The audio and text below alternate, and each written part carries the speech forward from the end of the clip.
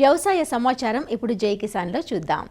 శ్రీ విశ్వావసు నామ సంవత్సరంలో వ్యవసాయ పరిస్థితుల గురించి పంచాంగకర్త శ్రీ కప్పగంతు సుబ్బరామ సోమయాజులు ఇలా చెబుతున్నారు. విశ్వావసు సంవత్సరం అందరికీ కూడా శ్రీమన్నారాయణ యొక్క అనుగ్రహంతో బాగా జరగాలి. ఆ రైతులు వాళ్ళ యొక్క వ్యవసాయ కృషి ఫలితాలు చక్కగా అందుకోవాలి, పాడి పరిశ్రమ అభివృద్ధిలో ఉండాలని చెప్పి ఆశిస్తూ ఈ సంవత్సరం నవనాయకులు ప్రధానమైనటువంటి ఆధిపత్యాలు శుభగ్రహాలు తీసుకున్నాయి. సస్యాధిపతి గురువైన ఈ సంవత్సరం యవగోధుమ చణకా ఫలితా వృక్షజాతయ నీతియుక్త సదా భూపా జీవేన సస్యాధిపే సతి అని చెప్పి శాస్త్రవాక్యం ఉంది. యవ, గోధుమ, శనగ వృక్షజాతులు బహుళంగా ఫలిస్తాయి. గోవులు బహుక్షీరప్రదంగా ఉంటాయి. అందువలన వ్యవసాయ సంబంధమైనటువంటి మంచి ఫలితాలు వచ్చేందుకు అవకాశంగా ఈ సస్యాధిపతి ఉపయోగపడుతున్నారు. ఈ సంవత్సరం అంతా కూడా గురువు యొక్క సంచారం బాగా శుద్ధంగా ఉంది. ఆయన మీద పాపగ్రహాల యొక్క సంయోగం లేకపోవడం మూలంగా వ్యవసాయానికి గురువు యొక్క బలం చాలా అవసరం. కావున ఈ సంవత్సరం వ్యవసాయదారులు వాళ్ళ యొక్క స్వంత బుద్ధితో చాలా మటుకు అభివృద్ధిలోకి తీసుకువెళ్ళే అవకాశం వస్తుంది. ప్రకృతి సహకారం కొంచెం తక్కువగా ఉన్నప్పటికీ కూడా రైతులు ముందు జాగ్రత్త చర్యలు తీసుకుని ముందుకు వెళ్ళే అవకాశం వస్తుంది. ఎర్ర భూములకు, ఎర్ర పంటలకు కూడా కొంత లాభస్థితి గోచరిస్తోంది. పాడి పరిశ్రమ బాగా మెరుగుపడే అవకాశం ఉంది. ప్రభుత్వం పాడి పరిశ్రమకు, వ్యవసాయానికి కావాల్సిన సదుపాయాలు కలిగించడంలో మంచి దృష్టి ఉంచుతుంది. వాణిజ్య పంటల మీద ఆధారపడేటువంటి రైతులు లబ్ధి బాగా పొందే అవకాశం వస్తుంది. గురు సంచారం బాగుంది కాబట్టి ఈ సంవత్సరం రైతు కేవలం వ్యవసాయంతో ఆగిపోకుండా తన వ్యవసాయ ఉత్పత్తులని తానే వ్యాపారం చేసుకునే రీతిగా కనుక ఆలోచిస్తే ఎవరి మీద ఆధారపడకుండా సుఖంగా బతికే అవకాశం వస్తుంది. సముద్ర ఉత్పత్తుల యొక్క వ్యాపారాలన్నీ కూడా చాలా బాగుంటాయి. వ్యవసాయదారులకి పంటలు, పంటల బీమా, ఎరువులు, పురుగుల మందులు వంటివి ప్రత్యేకంగా శ్రద్ధ ప్రభుత్వం చూపిస్తుంది. కాలసర్పదోషం ఉంది కాబట్టి మధ్య మధ్యలో కొంచెం పంటలకి ఇబ్బందులు కలిగించేటువంటి వాతావరణ సూచనలు కూడా కనబడుతున్నాయి. చైత్రమాసంలో ఉష్ణోగ్రత అధికంగా ఉంటుంది. అలాగే ఈ వైశాఖ మాసంలో కూడా ఉష్ణోగ్రత అధికంగా ఉండే అవకాశం ఉంది. అయితే చైత్రమాసంలో, వైశాఖ మాసంలో మామిడి పంటను ఇబ్బంది పెట్టేటువంటి వర్షాలు అక్కడక్కడ కురిసే అవకాశం ఉంది.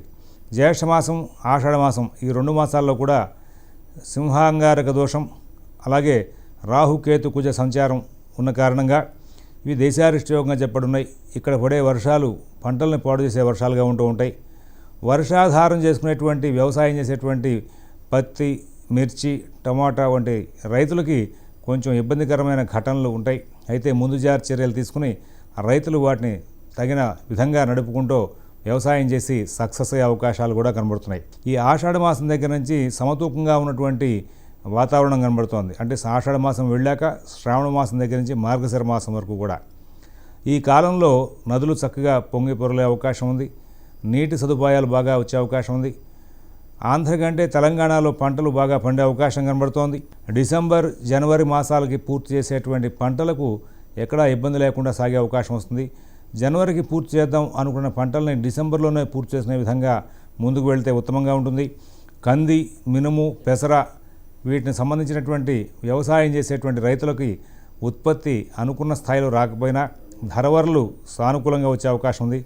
ప్రధానంగా ఈ మిర్చి, కంది, మినుము, పెసర ఈ ఉత్పత్తులు చేసేటువంటి రైతులు వాళ్ళ యొక్క ఉత్పత్తుల్ని వాళ్ళే స్వయంగా మార్కెట్ చేసుకునే ప్రయత్నం చేస్తే ఈ సంవత్సరం బాగా లబ్ధి పొందే అవకాశం ఉంది. అలాగే మరి జొన్న, సజ్జ, రాగి వంటి మిల్లెట్స్ని ఎవరైతే వ్యవసాయం చేస్తున్నారో వాళ్ళకు కూడా ఈ సంవత్సరం పంటలు బాగా పండే అవకాశం ఉంది. అలాగే దానికి సంబంధంగా వాళ్ళకి ఆర్థిక వెసులుబాటు కూడా బాగా పెరిగే అవకాశం ఉంది.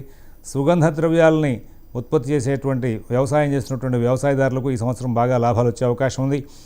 ఆకుకూరలు, కూరగాయల యొక్క వ్యవహారంలో రైతులు మధ్య మధ్యలో కొంచెం ఇబ్బంది పడ్డప్పటికీ కూడా ఈ సంవత్సరం అంతా కూడా వాళ్ళు చాలా చక్కటి లాభాలు అందుకునే అవకాశాలు కనబడుతున్నాయి. దుంపకూరల యొక్క వ్యవసాయం చేసే వాళ్ళకు కూడా మరి పురుగు మందులు, క్రిమికీటకాలు, పురుగులు వాటి యొక్క ప్రభావంగా కొంచెం ఇబ్బందులు ఉన్నాయి. వాళ్ళు ఎప్పటికప్పుడు ముందు జాగ్రత్త చర్యలు తీసుకోవాల్సిన అవసరం ఉంది. మిర్చి రైతు ఈ సంవత్సరం ఎక్కడెక్కడ తగు జాగ్రత్తతో వ్యవసాయం చేయవలసిన అవసరం ఉంది. వర్షాధారంగా ఆధారపడేటువంటి రైతులకు మాత్రం కొంచెం ఇబ్బందులు ఉండే అవకాశం ఉంది. ఏదైనా టెక్నికల్గా భూగర్భ జలాల మీద ఆధారపడి ముందుకు వెళ్ళేటువంటి రైతులకు ఈ సంవత్సరం ఈ యొక్క పంటలన్నీ కూడా అనుకూలమయ్యే అవకాశం వస్తుంది. పత్తి రైతు, అలాగే మిర్చి రైతు ఈ సంవత్సరం తప్పనిసరిగా భూగర్భ జలాల మీద ఆధారపడడం చాలా అవసరం అని చెప్పి సూచిస్తున్నాం. అలాగే ఈ ఫ్యాన్సీగా ఉండేటువంటి క్రోటన్, బోన్సాయి ఇట్లాంటి మొక్కల్ని నర్సరీల్లో పెట్టి పెంచేటువంటి వాళ్ళకి ఈ సంవత్సరం అంతా కూడా ఆదాయం క్రమంగా పెరిగే అవకాశం ఉంది. వాతావరణ ప్రభావం మరి ఆషాఢం వెళ్ళి శ్రావణ మాసం వచ్చిన దగ్గర నుంచి అనుకూలంగా ఉన్న కారణంగా వర్షపాతం కూడా భగవదనుగ్రహం వల్ల బాగా లభించడం, వ్యవసాయం మీద, పాడి పరిశ్రమ మీద ఎక్కువగా దృష్టి పెట్టడం, అలాగే ఈ పాడి పరిశ్రమ, వ్యవసాయం అనేది భవిష్యత్తుకు ఉపయోగపడుతుందని చెప్పి యువత కూడా గుర్తించి అటువైపు మంచి అడుగులు వేయడం మూలంగా ఈ రాబోయే విశ్వావస సంవత్సరం మీద అందరికీ కూడా రైతులకి అభివృద్ధి వైపు మనం వెళ్ళబోతున్నాం అనేటువంటి విశ్వాసం పెరిగేటువంటి అవకాశాలు బాగా గోచరిస్తున్నాయి.